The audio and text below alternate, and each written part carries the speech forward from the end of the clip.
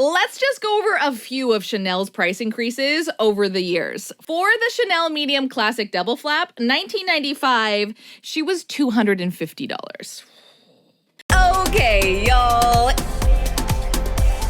Hello? Is this thing on? Okay, y'all. Welcome back to the Luxury Investment Podcast. I am your host, Carter. If you are new here, thank you so much for clicking on this video or listening everywhere podcasts are available.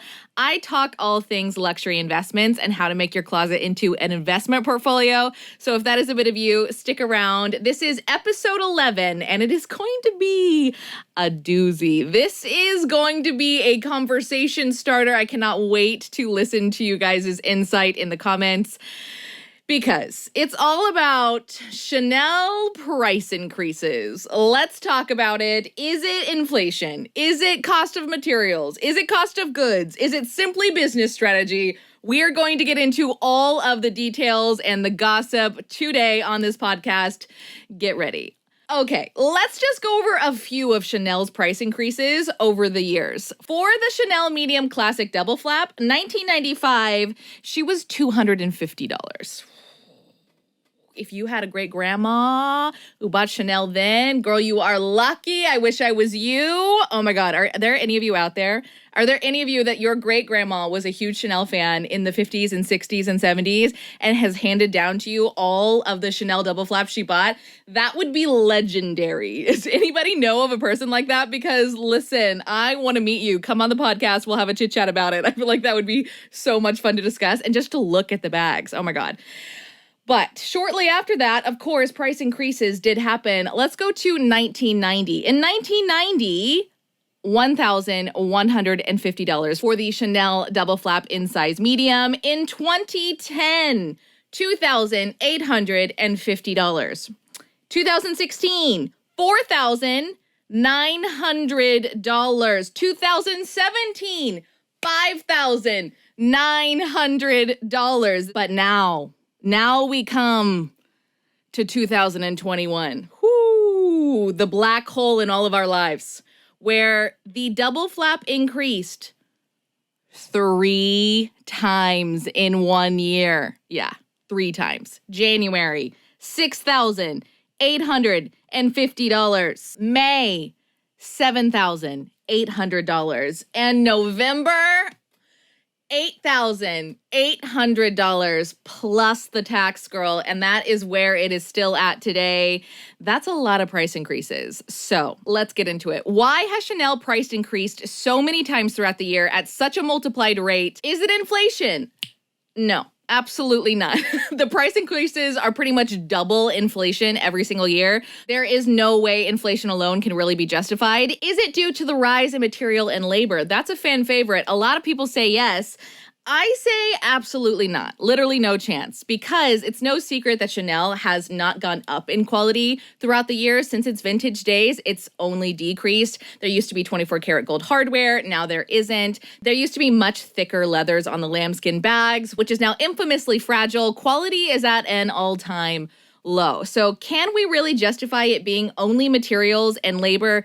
On the labor front, I can't understand that. But on the material front, it's not like they're upping their material cost to maintain quality. They've only been decreasing it. So I think, no, that can't be really justified either. Are all the Chanel price increases simply business strategy? And this is one that tickles my fancy the most, because I'm a bit of a business strategy buff and I love watching how large corporations strategize long term. And this is particularly interesting to me because of a few things they've done throughout the last couple years. In particular, June 7th, 2022, Chanel officially launched the quota system, which is you cannot buy more than 2 Chanel classic bags per year.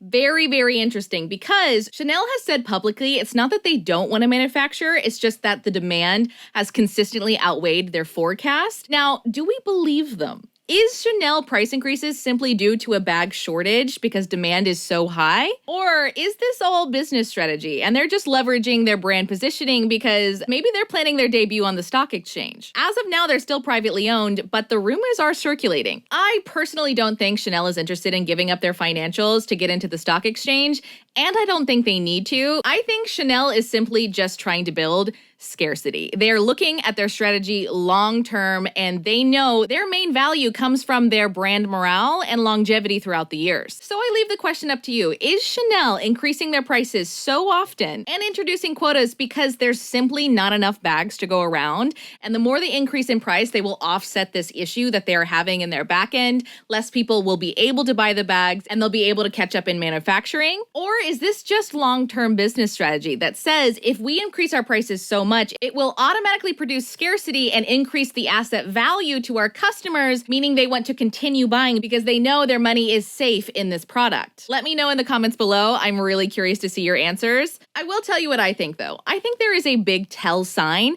that a lot of people are missing, and I want to go over. 2021. 2021, Chanel price increased in the middle of a pandemic 3 times that year. Now, that is very tone deaf. And I was surprised Chanel took that position. But I think it does tell us something. I think they're price increasing because they know their target market wouldn't necessarily be as affected by the pandemic. And if they can keep their brand exclusive, then they will keep that target market long term. The second a brand gets too accessible, it decreases in value, especially to that niche. And I think Chanel knows that. And this was an opportunity for them to add a lot of value to the niche customer by making them so hard to get. Now, was it killing 2 birds with 1 stone? Because if they are truly behind on manufacturing, the price increases will allow them to catch up.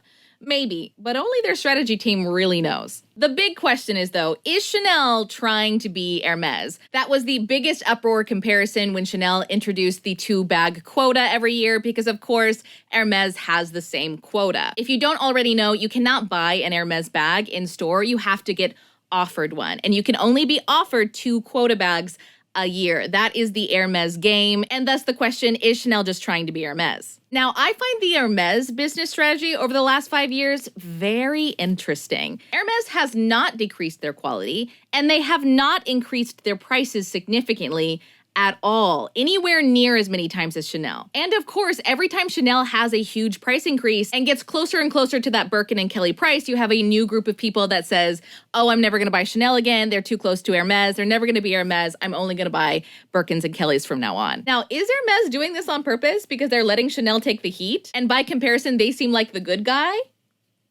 Another interesting question. But perhaps the biggest question is, can Chanel truly sustain the lower quality bags and heightened price increases when the comparison is so opposite? Because if their quality continues to go down and their prices continue to go up, will people just eventually get sick of it and truly find another brand to buy from? Will all the price increases eventually cause a big crash in the market because they've lost so much morale with their true customer base? Because they're sick and tired of their items breaking or the lack of quality control, taking it to a head pivot point where they just lose a bunch of customers. Usually in cases like this, it does take one big mess up that really puts everybody over the edge. Right now, I feel like we have very much tensions rising, right? You have more and more people in the category that they're getting tired of buying Chanel at retail, and it's just going to take one major it bag being horribly flawed to send everybody over the edge. Is that possible? I'll tell you what I think.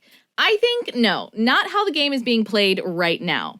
Hermes positioning has always been the game, right? You have to buy so many things with an essay for that essay to even have the ability to offer you a quota bag. The Birkin, the Kelly, the Constance, and that in itself turns off a lot of people. You can still right now walk into Chanel and buy a quota bag right away with no buying history. You just can't do it more than 2 times a year. But Chanel will let you drop that $8,800 plus tax and get your very own Chanel bag. Hermes is a completely different game. You might get lucky, you might not. The lines are blurred. Sometimes you spend the exact amount of a bag and then you're automatically offered. Sometimes you're spending 3 times the amount of a bag on other items you don't even necessarily want, and you're still not getting offered. It is very much a shrouded game. And I think that, accompanied with the fact that Hermes doesn't have a very significant logo, also negates enough people that they're really targeting 2 different audiences. Now, of course, Chanel is also going after the same audience as Hermes, but I think that there's enough differentiation in their core audiences that as it sets right now, I don't think that's possible. I think there's enough people that hate the Hermes game that will always favor Chanel because of it. And on the opposite, I think there's enough people that don't really love Chanel that much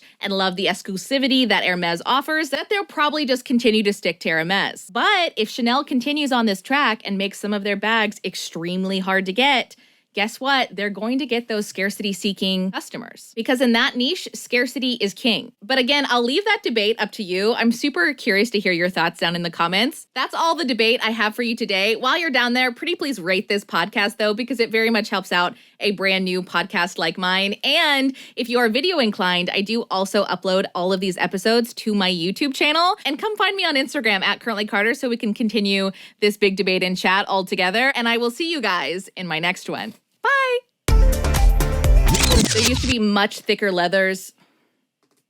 Oh my God, stop. They're infamously fragile. Infamous. There's